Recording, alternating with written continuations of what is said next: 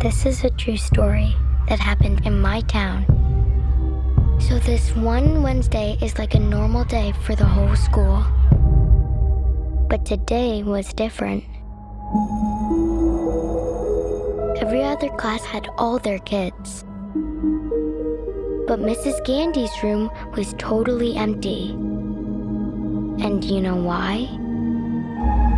Because the night before, at 2:17 in the morning, every kid woke up, got out of bed, walked downstairs, and into the dark. And they never came back. You can't. He said, "Come." I didn't say it. It's not a video podcast. Hey, that no one would know. That was Yeah, perfect. well, Yeah. I mean, I'm getting fucking nah. Y'all ruined my bit, bro. bro, I don't know if this bit's going in now, No, All right, my fault. no. Yes, I'm sorry. or I'll leave it. I'll leave it. No, you won't. All right.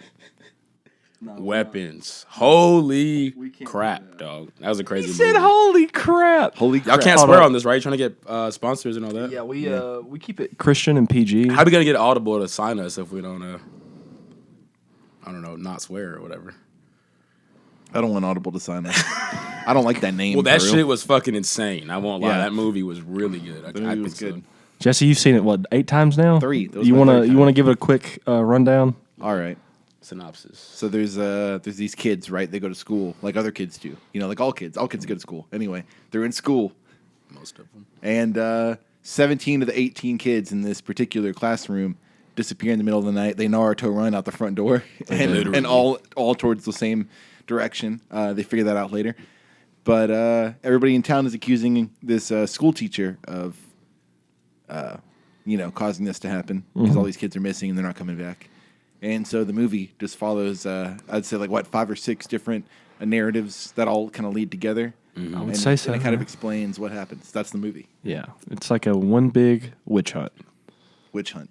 Yeah, Jesse's leaving out all the insane gore and violence of this film, dog, because there's a lot of that. If Yeah. you're into that, sit down. Like, Did you see Barbarian Clark? not in the last 15 years, no.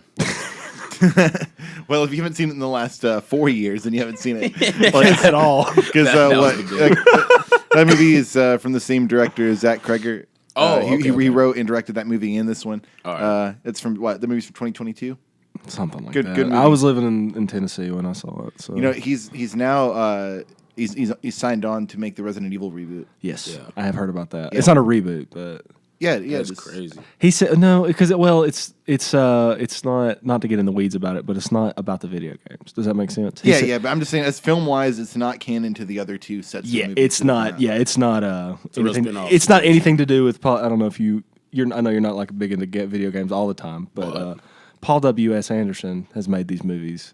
He started them. He didn't direct all. How many of them now? There are like 6 or 7 of them. There's 6 of them, and then there's the 7th one that's supposed to be a reboot that is not. That gonna was get a very sequel. bad. Had like It's anyway. better doesn't than the matter. Paul Yeah, W.S. no, Anderson it's- movies. That's not saying much, Jesse. Bro said diarrhea is better than shit. All right, buddy. Okay, I get it. I mean, Shit's in better the than grand scheme diarrhea. of things. Yeah, I mean, Dude, no. diarrhea is worse than regular shit. No, I get what you're I'd saying. rather shit all day than have diarrhea once. No, but I do get what you're saying though. But I'd rather watch Weapons than have shit or diarrhea. I won't lie. It was a pretty good movie, I think. The main thing I kept noticing was that it felt like the music was Dave Porter.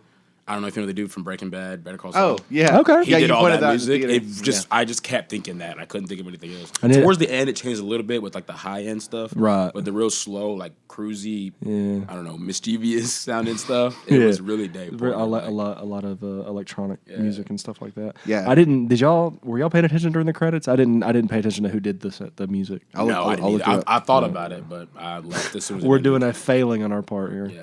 I thought about checking, but then I Well, was to like, say "Ah, you should fuck it." know, dude. No, I was making fun of the clock. I thought about checking. I was like, fuck it. It's just the music. No, He said, "I don't all right. care." Let me see. Oh, fucking, it's just my one point to bring to this thing. I don't Okay, fucking the music care. is by the director Zach Cregger with Hayes Holiday and Ryan Holiday. So I guess all 3 of them worked on it. Ryan Holiday. All Ryan 3 of Holiday. them loved Breaking Bad. Is Yeah. what I got out of that, to be honest. Ryan Holiday. You want to talk about the cast a little bit?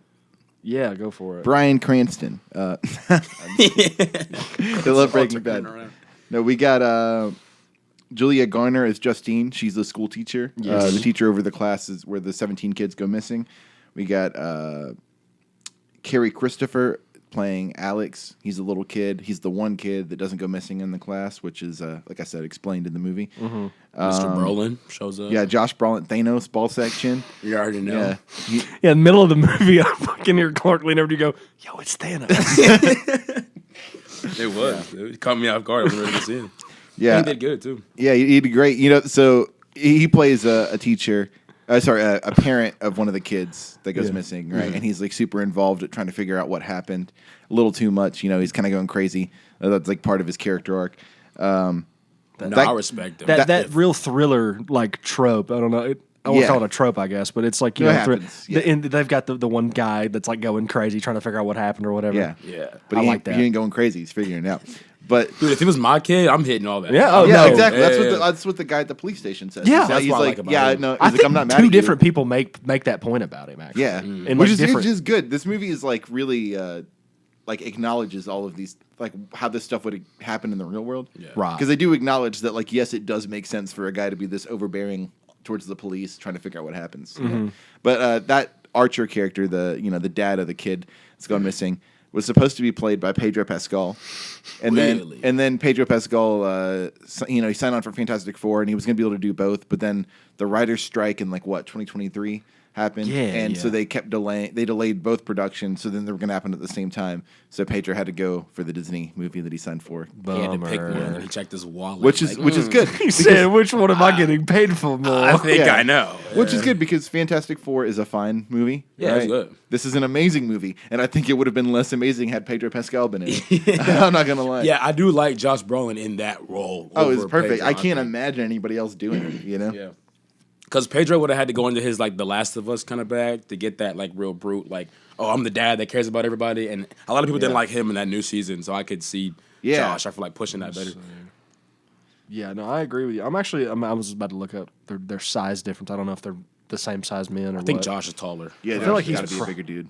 He's probably taller, but Mr. Nutsack Chin himself. dude, But we leave got Thanos Benedict alone, Wong. bro. Benedict Wong plays the principal Marcus. He was great. He was great. They're the same exact height, by the way. So Oh, they are.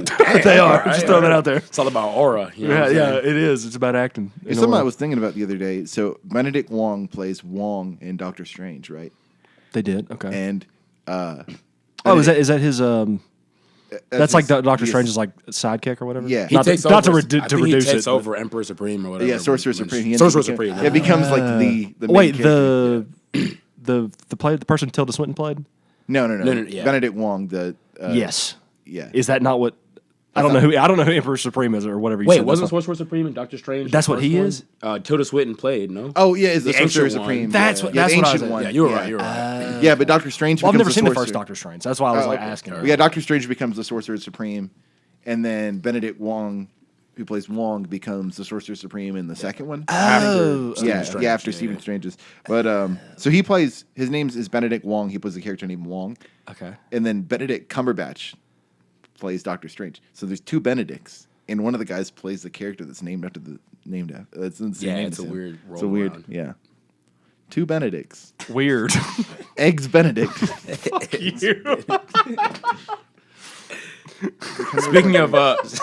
Speaking of daytime activities, gory kids hate killing the.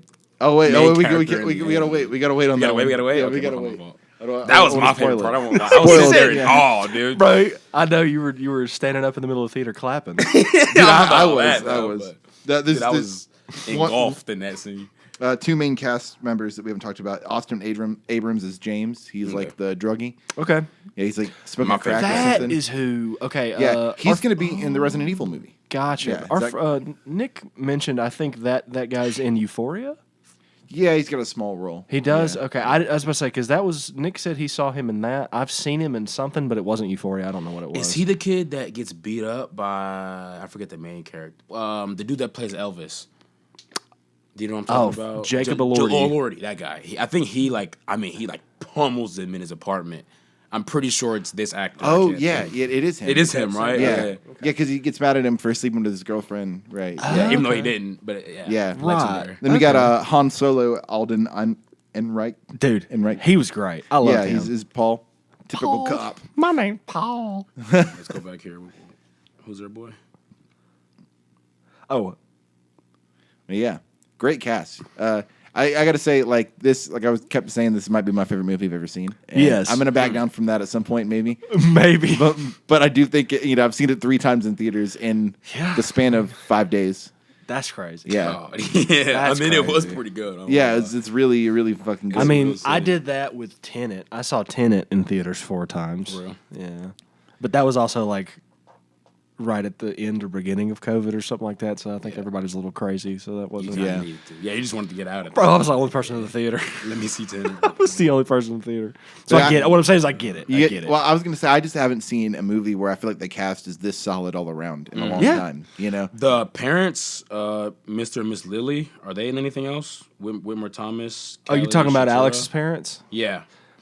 I don't the think wife so. was The in father, Blue. the father. I don't know about y'all too, but the father looked familiar to me. I couldn't quite place him, but the mom, I did not know her.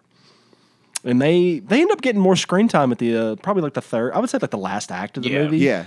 When they finally like start showing their parts. Yeah, But I guess we can talk about that. So the movie is split up into what 6 segments? Mm-hmm. Okay, so there's the intro and then the outro, and then in the middle there's a middle 6 segments, and we get a segment on Justine. And then it goes to Archer. Yeah, then it goes to Archer, then to Paul the cop. Then to is it Marcus? It's the principal, no? Marcus. No. Next is Alex. Oh, no, Alex is the very kid. last. I thought Kid was last. No, sorry, Alex is the kid. The drug guy. What is his name? Oh, yeah. The actual character's name. We just said y'all just said the actor's name. I don't remember the character's name. James. Yeah, and then we do Marcus the principal, and then you get Alex the kid. Right. At the very end. So something that's really cool, something that I really admire in films, and I think this one does it better than most, is where there's like these separate segment stories that end up running together in the end. Yeah. And they do a really good job of that. And there's some scenes that are in multiple segments, and most of them don't have any continuity areas. But you pointed out one, there that I didn't notice until the 3rd time I saw it. I missed it. You said what? That's so goofy. So it's Justine's part. It's during her thing when she sees Paul, like when she waves at him when they're whatever, and that guy's taking the thing down. But they have a witch on the side of her car. Okay, yeah. He's standing there talking to her, like while he's kneeled down at the tire, and he's like, me and my friend used to. Blah, blah, blah, blah, blah, blah, blah. You can tell they just kind of punched it in. Yeah, he's like, kind of yapping. Yeah, like, well, because the camera's like not on him, it's on her. But when it goes to Paul's segment a little bit later, and it goes to that part, and he's like waving at her, and he's walking by. That guy's just sitting there writing like information down. He's not talking to her at all. And I lean over to Jesse, and I goes, "That's a continuity error. My immersion. Yeah, that does not work. I don't mean you say my immersion. My immersion. It's funnier. No, You broke the wall. It's over. Yeah. My immersion." Hey, man, shout out Blake's eye for peeping that. Yeah, it went I didn't over my notice that. head This is the entirely. 3rd time I saw it. I would have noticed it. If I it wasn't for you. thinking about it. That's so silly. It's so silly. So we get the 6 segments. The first one is Justine. So we follow this school teacher, and everyone's like bullying her, calling her a witch and shit for because they think that she made the kids disappear. Yeah. And the police have investigated her, but of course there's nothing. But she's an alcoholic. She's an alcoholic that Yeah. apparently liked to get freaky with a former teacher. Yeah. That They makes her threw a that bad in. person, bro. Yeah, I thought about that. True. Yeah, the angle they try to put on her of like, oh, you're supposed to be doing everything fucked up. Like it was on you. I really like that scene because it got to Archer's segment, and he's talking to the police chief, and I thought this was a really cool scene in the movie. He's like the police chief's like, that woman has nothing, like everything that guy the Archer threw at the police chief. He was just like, that was with an adult. It wasn't with a student. Like that. She had a DUI 3 years ago. It's like okay, yeah, all right, what bro. are Like, you talking about, what do you want? Like, Thanks. it's like nothing points to this woman doing anything wrong other than just having like personal issues. I would say that those issues are like indicative of someone that's like kind of selfish or like self-absorbed. Yes. Which wouldn't be the kind of person that makes 17 kids disappear. Yeah, exactly. Right. You know Or, what I mean? Yeah, kidnaps the kids or whatever the implication would be. But yeah, we get you get to Archer's segment, and it's it's like the day in the life of this kid that's gone missing, his father. That might be my favorite segment. Archer's segment. Yeah. I think that one is one of my favorite segments because I feel like, and correct me if I'm wrong because you have seen this 3 times. It's like once you get to maybe past Paul, they kind of get kind of quicker. Like the story gets quicker because wrap it James up. and Marcus's they get quicker. part, They get quicker, and like the and last, then Alex's part is just like really long. You see what I'm saying? Yeah, those last 3 of the 6 segments do get quicker, but they also feel quicker because they start retreading more ground, Right. From which is good. I mean, that's narratively that's a good. That's a good I- thing. and I They like- start connecting familiar. things, And I like that they give you different camera angles too. It's not like they're just reusing footage. Yeah, they're giving yeah. they're giving you perspective from like when it goes to Marcus's segment, it shows you underneath the car. A real Back to the Future moment. Right? Yeah. When you're in Archer's segment, like it doesn't take the camera under the car. It's solely on Josh Brolin, and he's like running around and all that stuff. That was something I really appreciated. You're talking about when Marcus attacks Justine at the gas station. Yes. Sorry. It's every time they get they're going to a different perspective. The gimmick, I guess if you want to call it, or the thing that they're trying to do, like the camera actually sticks on the characters. It sticks to what it's trying to do. It doesn't fail. Yeah. Some movies will try to have like a continuity thing like that, or they'll try to keep a certain style, like cinema verite, or some movies will go for like a documentary style, and then you get to the third act or whatever, and just throws the whole thing out the fucking window. Yeah. This movie stuck to that the entire time. I thought it was really cool. And they use different camera angles doing it every. Yeah, time. that's what I'm saying. Like I thought that was really it's well thought out. You can tell that each thing was like maybe storyboarded, probably, but very well thought out, very very well planned. I won't lie, my favorite segment was definitely Alex, mainly because the kid. Because you have to just see what he's going through in it. I think it kind of so correlates. sad. That. It's just I didn't expect this. He's this numb. movie that's already been really gory up to this point. Yeah. I didn't expect it to be as sad as it was. For like the explanation for everything. Just his set, because the whole time, like his aunt or whatever, whoever that was, the witch, like gaslighting him. Dude. Then his parents are just numb. He has to go to school, everyone's shitting on him. It's like, dang, he has to go home and feed them again. Like, So God. the idea that like he's afraid to tell any other adult what's happened to his parents because this woman that is now living in his house who's posing as his aunt said, "I can make your parents eat each other if you don't fucking listen to me." You tell somebody about me, and then he gets his classmates involved on accident. He doesn't know what she's going to do, and then like now there's 19 people that are like speechless, standing still, getting fed by him, and he's got to feed them all like cold Campbell soup. Dude, that could have been a short film in on itself. its own. Yeah, like it could have been like the pack your things, like we're going home. Like that could have ended right there. Like if it was a short film. I was gonna bring that up too. The scene where she's like packing things, we're leaving. Like it's implying that she's done this before, and he's a good parasite to latch onto or whatever. Yeah. Well, that's something I thought of. I was thinking of it after I saw it the second time.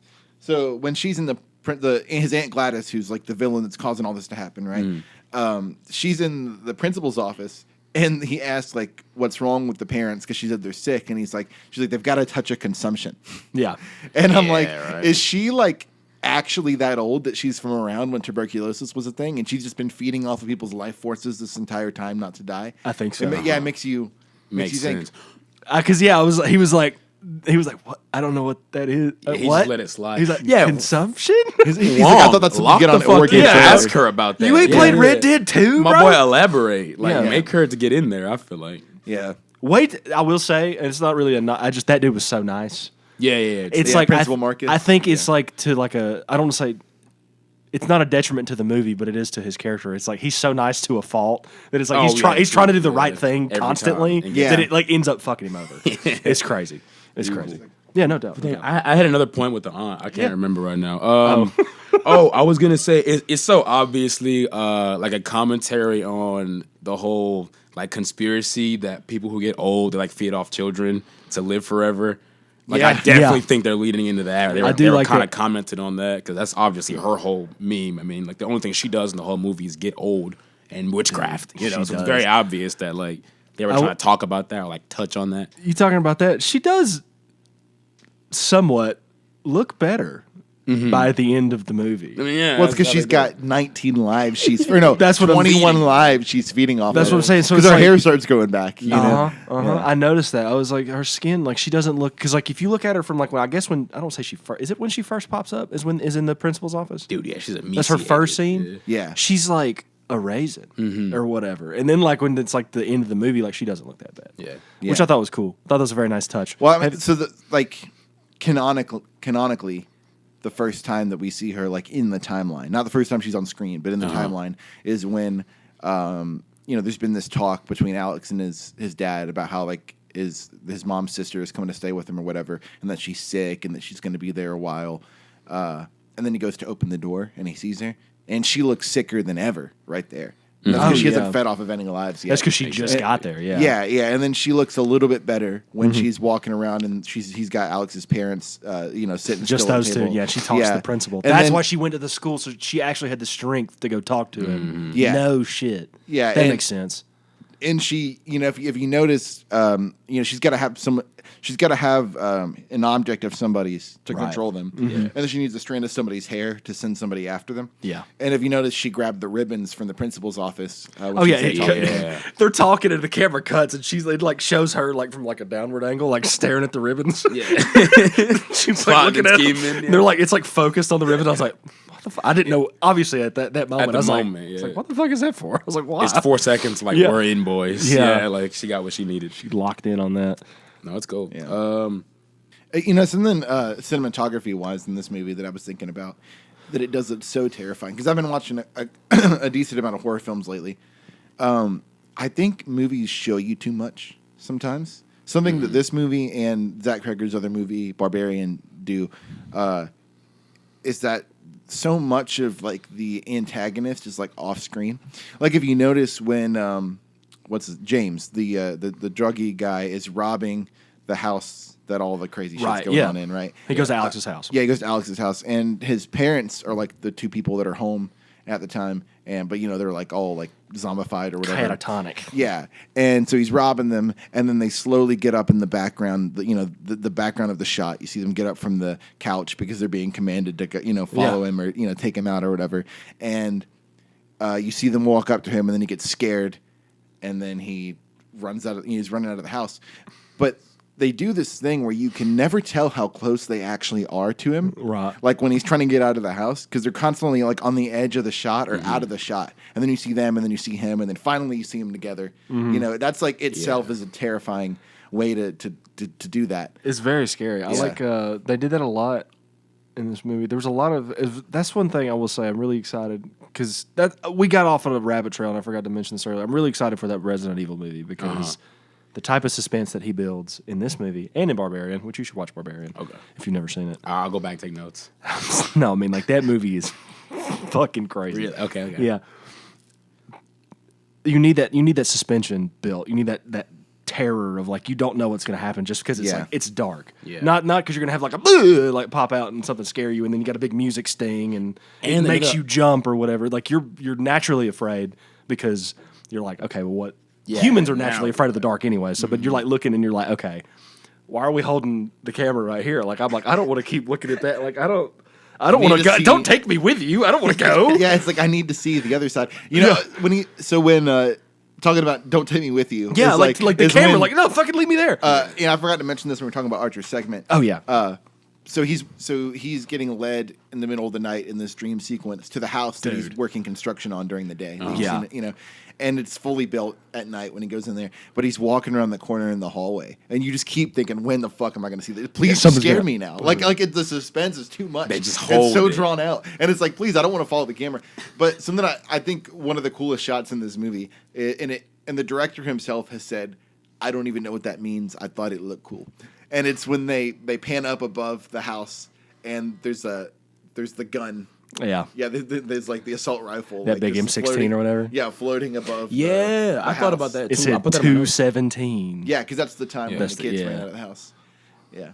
I guess it's the murder signal for whatever. I don't know. It's just it's this number. What it is to Archer, I guess, is just this symbol of a time, because he's he's trying to figure it out. So he's what does this number mean? Does this number have any significance? Well, that's the time that the kids all ran out of the house. Yeah, but I mean, why at 217? Yeah, okay. I think you see what I'm saying? That he dream, doesn't know. Yeah, that dream sequence is just a big abstract. It's a 217. It's not the time and it's on a gun. So it's just this.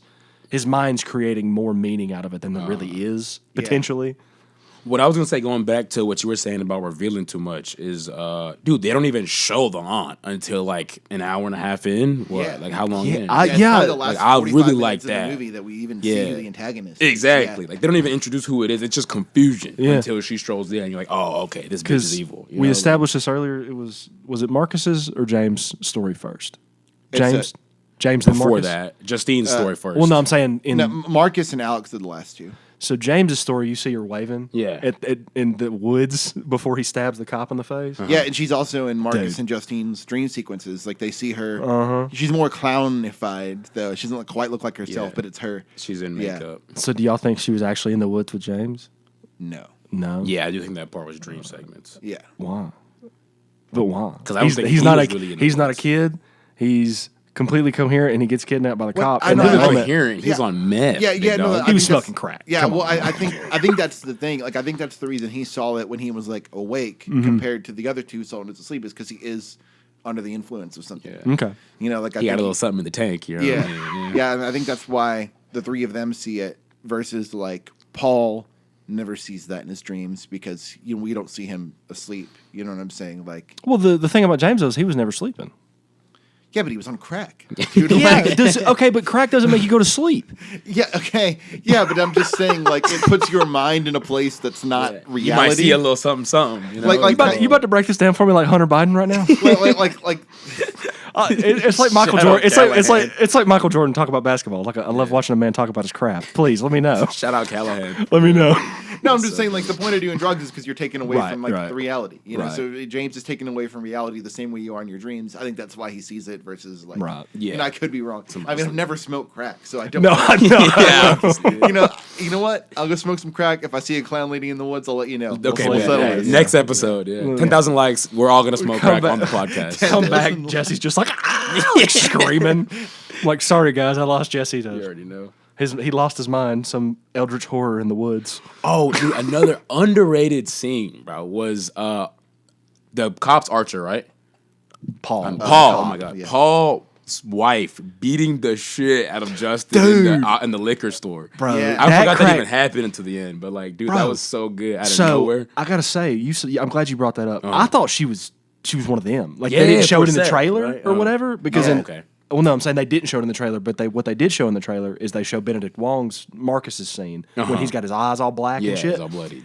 So when she's following behind her, her eyes are black and have that stuff on them because she's been crying. Yeah. She's got mascara on, but I didn't know at first. I Yeah, was but like, you think she's under the control think of exactly. I was like, Gladys. I was Yeah. like, oh, she's already. I was like, shit's about to pop off now, and then it Yeah. didn't. But I was like, that's crazy. Dude, Right, it was- good. yeah, it This was movie nuts. is full of really good misdirects. Like, Yeah. yeah. It was something that because I mean, I'm sure y'all saw. I don't know if y'all how much y'all looked over, but I was over here just like, bro. I was like covering my face. I was like, I can't like do this right now. Yeah, I'm almost putting it in like I don't know. A lot of new horror movies have this. I'll put it at Smile 2 in the same category. I call it like ADHD horror, where it's like at any moment something can just pop off or just be calm as hell. Yeah. You know, and you Yeah. really don't get a control over when it's just they keep you in that loop and like I don't know what's the word like. They keep you in loopiness and limbo until Yeah. the end. You know what I mean? Either someone gets stabbed or a boring ass conversation. You Yeah, know, I I like that no in between. Yeah, I haven't seen Smile 2, but I do what you're saying. Where it's like it's because it doesn't feel like cheap. Mm-hmm. Like it's not trying to scare you like in a cheap way. Does that make sense? Yeah, it's not just like a shitty jump scare. It's Exactly, like a yeah. oh god for You're 5 like- it's minutes. like you the know? suspense of it. Yeah, even the first scene where Paul gets in like the nightmare and then he wakes back up. Justine, ain't it? Where she has like the nightmare and wakes back up.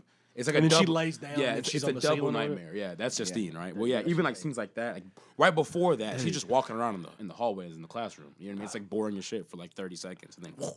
Bro, that was a crazy misdirect. And the same thing happens in Archer's dream because then like nothing, kind of like what you were talking about, like nothing really comes around the corner, nothing scares you. Yeah.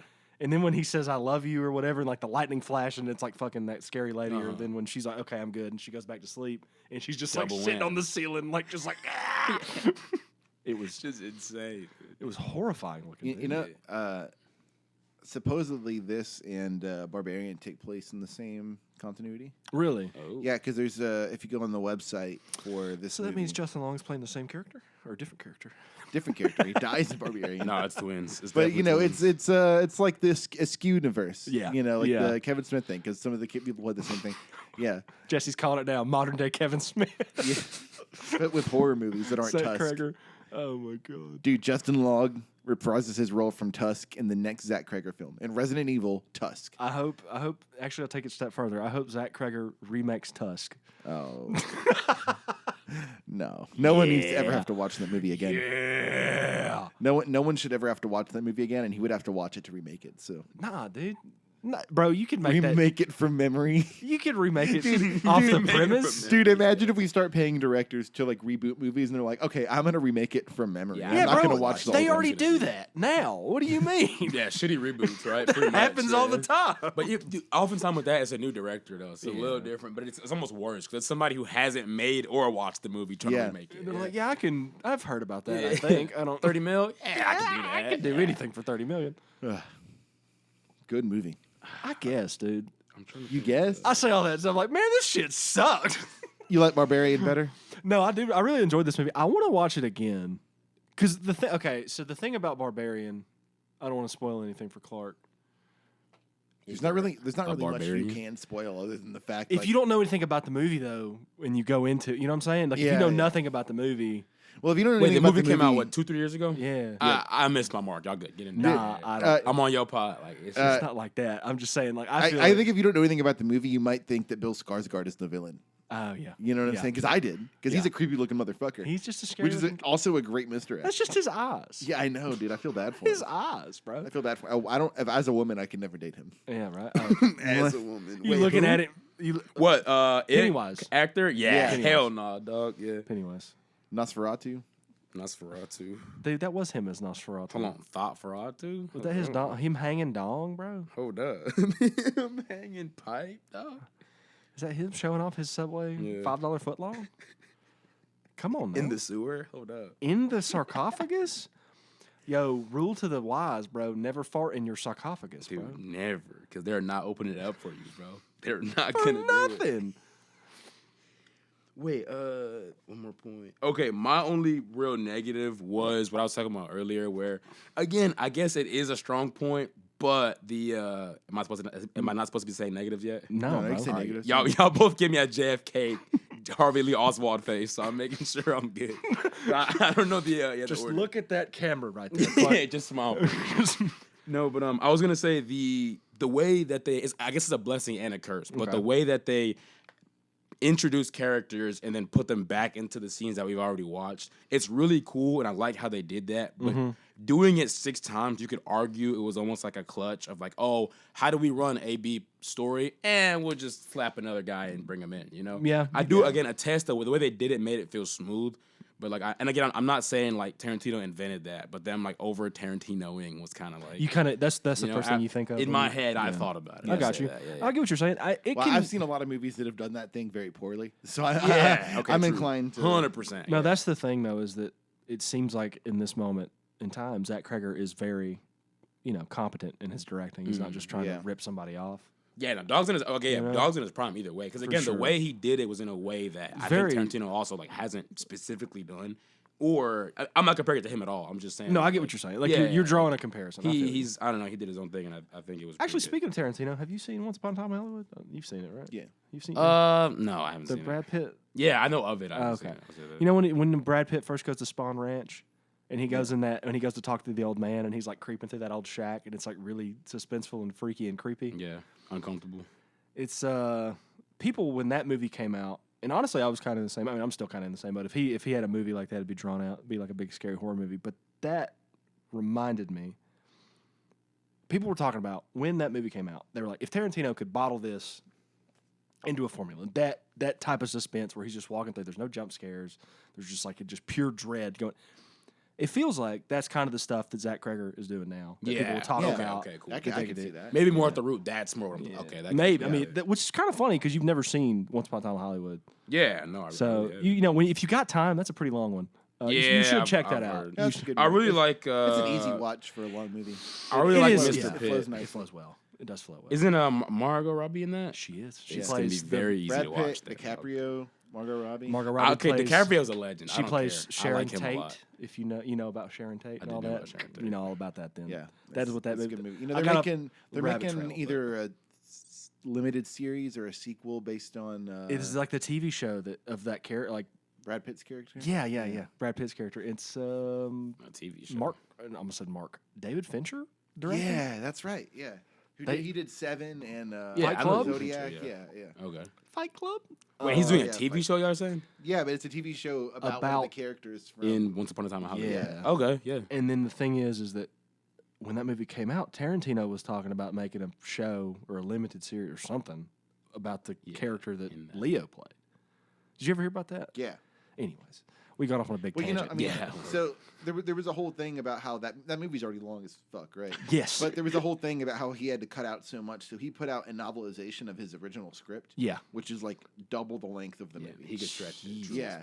And apparently, like, it does give a lot of cool details. So, but anything else about weapons? Yeah, you got to give me your favorite thing and your least favorite thing. Yes. No least favorite thing. Perfect movie. Favorite thing. The structure. I mean, just the structure, like the different segments that all lead into each other in the end. That's my favorite thing. What's yours? Favorite thing, the whole Alex arc, because I feel like usually like the victims of horror movies, they don't like over dread on them. They're just kind of like everything around them is important. But there's a bunch of shots. Yeah, there's a bunch of shots of him just sitting there. You can see, you can almost see in his brain if it being like, fuck, I'm dealing with a lot of shit right now. Yeah. You know what I mean? I really like that. For a kid that young to do a role like that is good. Worst part about it,